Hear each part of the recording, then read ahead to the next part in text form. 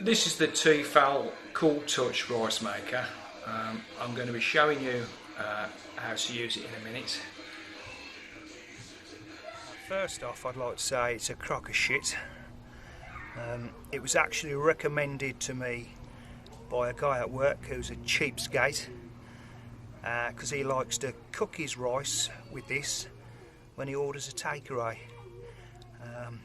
Rather than paying £1.50, £2, whatever it costs for rice, the cheap git uses this and recommended it to me. And to be honest, the best thing for it is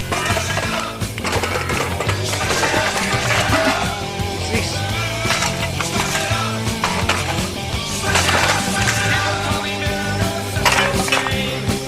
It's a piece of junk.